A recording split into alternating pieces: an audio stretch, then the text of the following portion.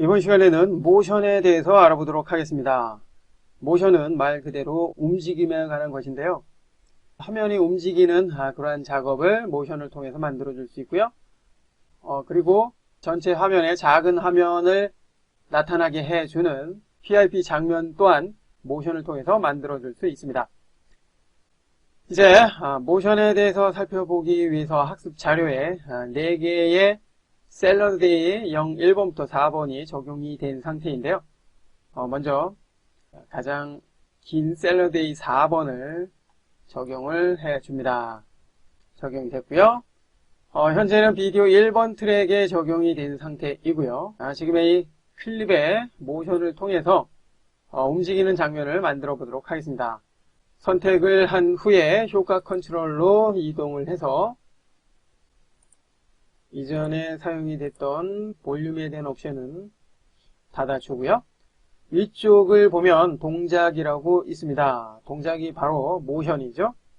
모션, 즉 동작을 보면 위치에 대한 변화, 비율에 대한 변화, 그리고 회전에 대한 변화, 그리고 기준점, 깜빡거림 제거 필터, 그리고 아래쪽에는 이전에 살펴봤던 투명도에 관한 설정이 있습니다. 투명도에 관한 설정도 하지 않기 때문에 닫아두고요.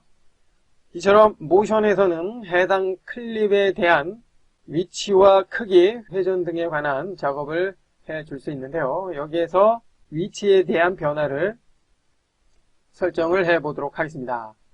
오른쪽에 X, Y 축의 값을 설정을 해서 위치에 대한 설정을 해줄 수 있다는 거 알 수가 있었고요. 그리고 동작이라는 글자를 클릭을 해보면 오른쪽 프로그램 모니터에 해당 클립, 즉 화면이 활성화됩니다. 활성화됐다는 것은 여기서 직접 클릭 드래그해서 화면을 이동을 해줄 수 있다는 것이고요. 그리고 모서리의 포인트를 사용해서 크기에 대한 설정을 해줄 수 있다는 것입니다. 그리고 가운데 이 부분은 기준점을 말하는데요. 회전을 하거나 크기를 조절을 했을 때의 기준점으로 사용이 됩니다. 일단 크기를 이렇게 줄여놨기 때문에 이번에는 오른쪽 화면 밖으로 이동을 해줍니다. 이동을 한 후에 지금의 이 화면이 왼쪽으로 이동을 하는 애니메이션을 만들어 보도록 하겠습니다. 그렇게 하기 위해서는 동작의 위치에 해당이 되는 옵션의 키프레임을 만들어 줘야 되는데요. 애니메이션을 클릭해서 켜주고요. 자, 그러면 현재 시간에 키프레임이 만들어졌습니다.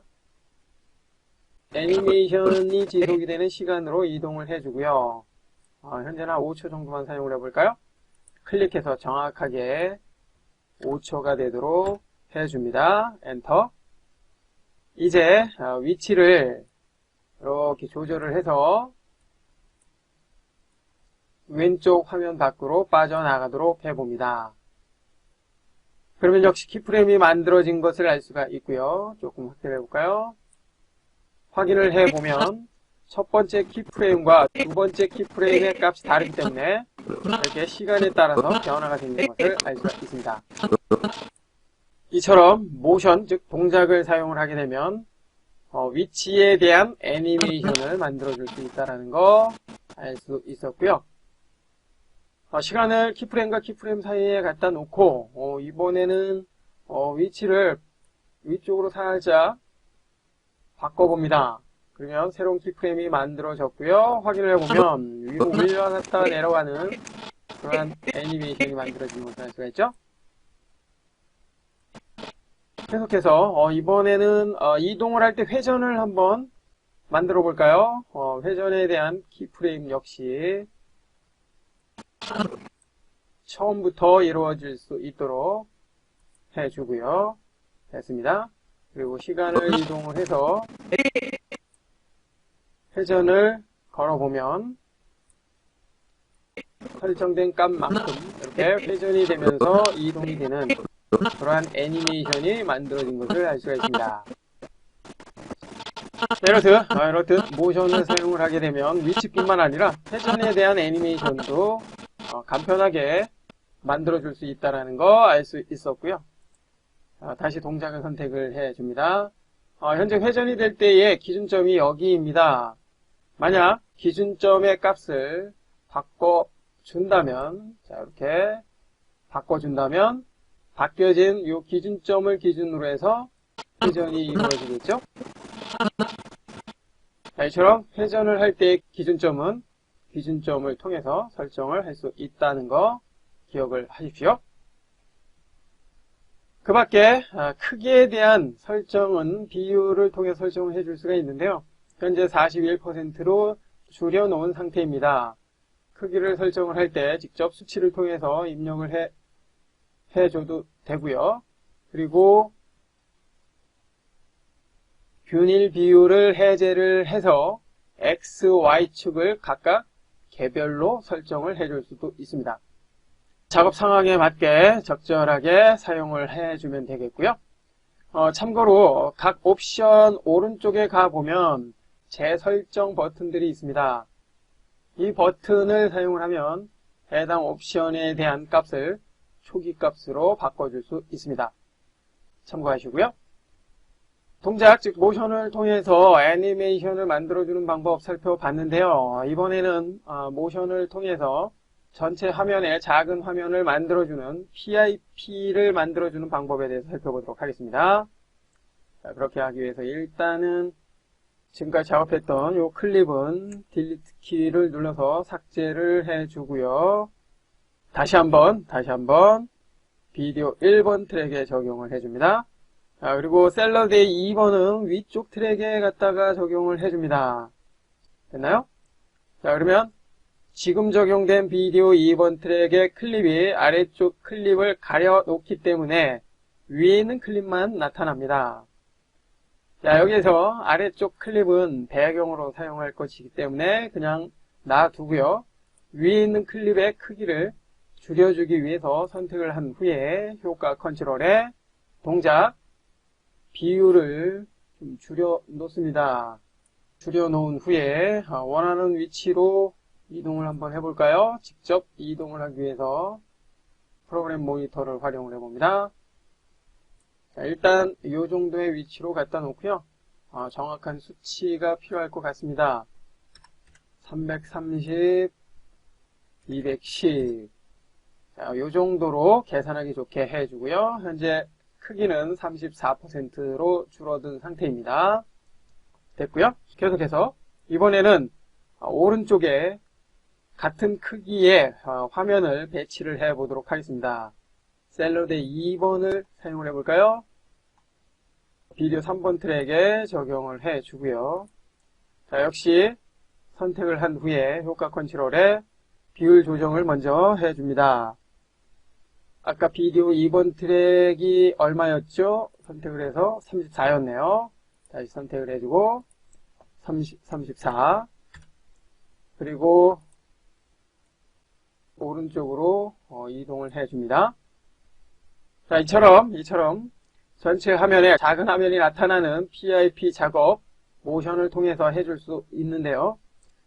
여기에서 반복되는 작업은 속성 붙여넣기라는 기능을 사용하면 아주 효과적인데요.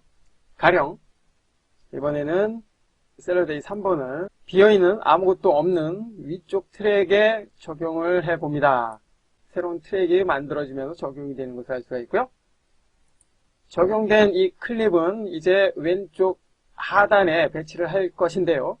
크기와 위치에 대한 설정이 필요하겠죠. 이와 같은 작업을 보다 쉽게 해주기 위해서는 속성 붙여넣기라는 기능을 사용을 하면 좋습니다.